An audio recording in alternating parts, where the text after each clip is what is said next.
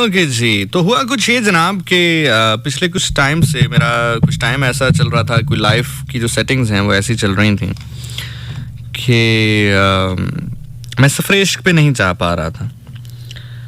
तो अभी रिसेंटली मेरा एक इवेंट था पेशावर में। तो अब हुआ कुछ यूँ कि जब आपकी नीयत अच्छी हो या आप जब कुछ करना चाहते हो तो चीज़ें आपके लिए प्लान होना शुरू हो जाती हैं। और आप यकीन जाने, मैं जो आपका वाक़या बयान करने जा रहा हूँ बिल्कुल मनोअन है। और सम टाइम इसलिए मैंने आपसे कहा कि कैमरे की एक सबसे अच्छी खूबी यह है कि आप कुछ रिकॉर्ड कर लें तो वो सपोर्ट भी करती है उसको, जो आप बात कर रहे होते हैं। तो हुआ जनाब कुछ यूँ कि एक दरगाह है पेशावर में। मेरी कोशिश होती है कि जब भी मैं पेशावर जाऊँ वहाँ ज़रूर जाऊँ। वैसे मैं साल में एक दफ़ा ज़रूर जाता हूँ, उर्स पे जाता हूँ और साल के साल ही जाना होता है। मैं पिछले कुछ 4 साल से जा रहा हूँ और साल के साल ही जाना होता है। लेकिन इस बार चूँकि पेशावर गया इवेंट के लिए तो मेरा बहुत दिल था कि मैं उस दरगाह को विज़िट करूँ। लेकिन प्रॉब्लम ये थी कि वो जो इवेंट है वो अराउंड कोई 12-1 बजे था। मैं सुबह यहाँ से कोई 10 बजे निकला था। एग्जैक्ट मुझे इवेंट पे पहुँचना था। इवेंट सारे दिन का था और मगरिब के बाद अमूमी तौर पे दरगाहें बंद हो जाती हैं। तो मेरे दिल में एक इस्तराब था कि मैं क्या करूँ।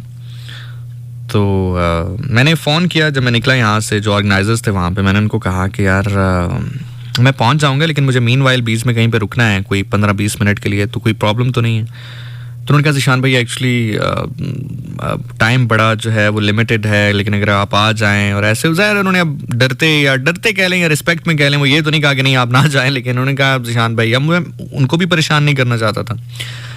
अब मेरे दिल में इस तरह ये था कि चूँकि वो दरगाह बिल्कुल अंदरून पेशावर के अंदर है, वहाँ का रश, छोटी गलियाँ, फिर मुझे चूँकि प्रॉपर रास्ते भी उस तरह नहीं पता पेशावर के, तो मुझे ये था कि मैं कहीं जाऊँगा तो वो 15-20 मिनट तो नहीं है, वो कम से कम 1-1.5 से 2 घंटे तो मुझे चाहिए उस जगह पहुँचते, वहाँ से निकलते, दुआ करते।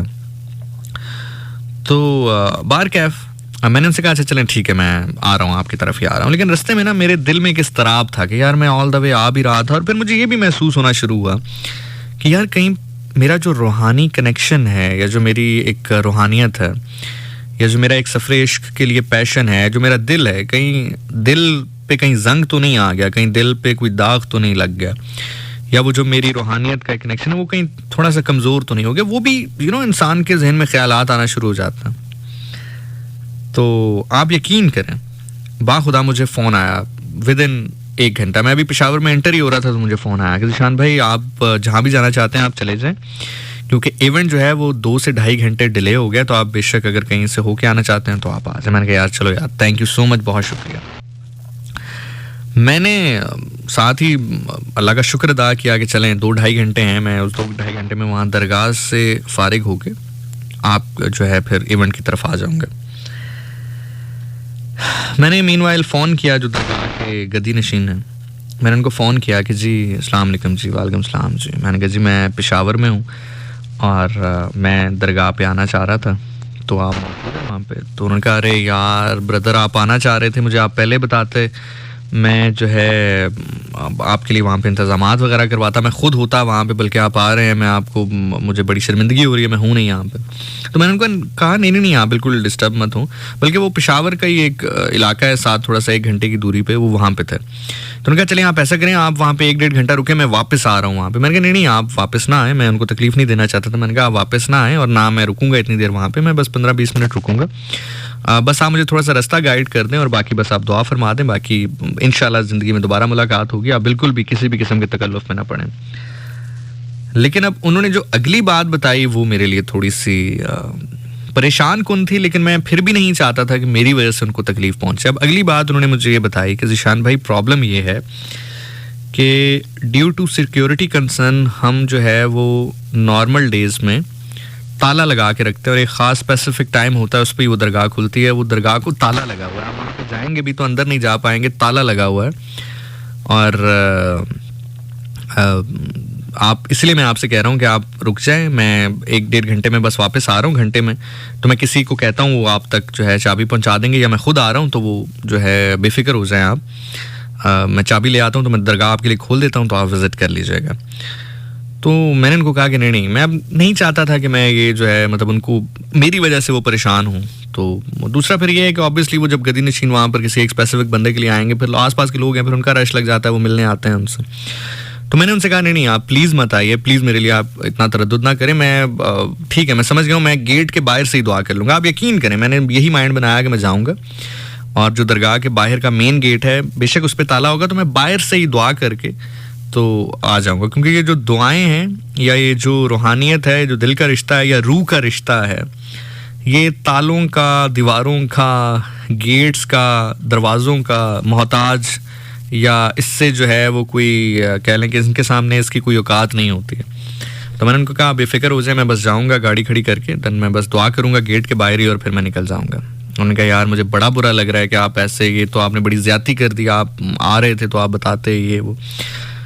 तो सिंस चूंकि मुझे खुद कंफर्म नहीं था, वैसे तो आप जब भी कहीं जाएं तो ज़रूर इन्फॉर्म करें जाने वाले को, लेकिन चूंकि मुझे खुद कंफर्म नहीं था कि अगले दिन की क्या सूरत हाल बनती है, मैं उनको कह देता कि मैं आऊँगा, लेकिन वो तो बाद में इवेंट डिले हुआ। अगर वो इवेंट डिले ना होता तो उनके साथ फिर मिसकमिटमेंट हो जाती।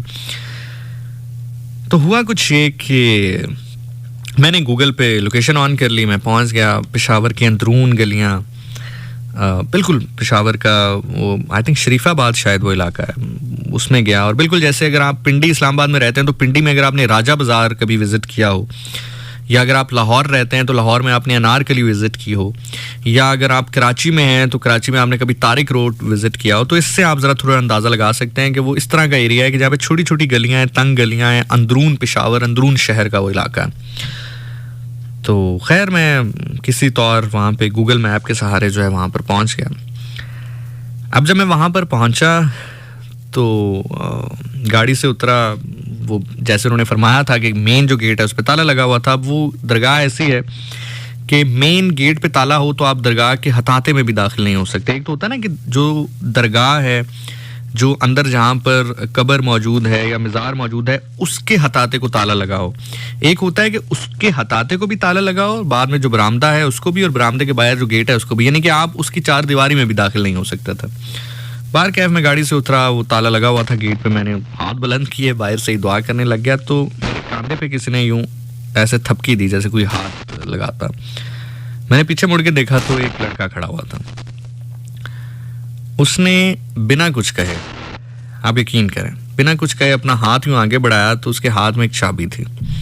मैंने उससे नहीं पूछा कि आप कौन हैं, मैंने उससे नहीं पूछा कि आपको किसने भेजा है। यकीनी तौर पर देखें, अगर सिक्योरिटी कंसर्न की वजह से ताला लगाया गया है तो ऐसे तो चाबी किसी को दी नहीं जाती।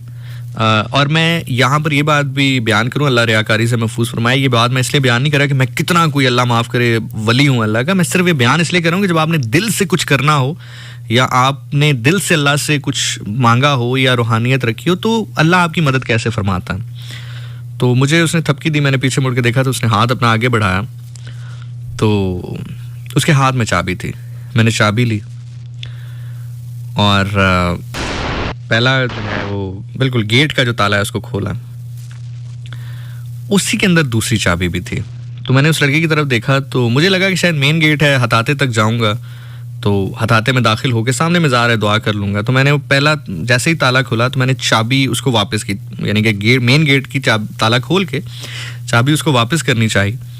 तो उसने मुझे इशारा किया कि अगला जो मज़ार है जिसके अंदर मतलब अमूमी तौर पर इजाज़त नहीं होती है कि आप जाएं, लेकिन उसने मुझे इशारा किया कि उसकी चाबी है। तो फिर मैं बाकायदा उस हथाते को भी खोला जिसके अंदर मज़ार था, उसको ओपन करके देन फिर मैं उसके अंदर गया। मैं काफ़ी देर वहाँ पे बैठा रहा, ऑल दो 15-20-25 मिनट में वहाँ पे तखलिया में बैठा रहा। So this is how the life is.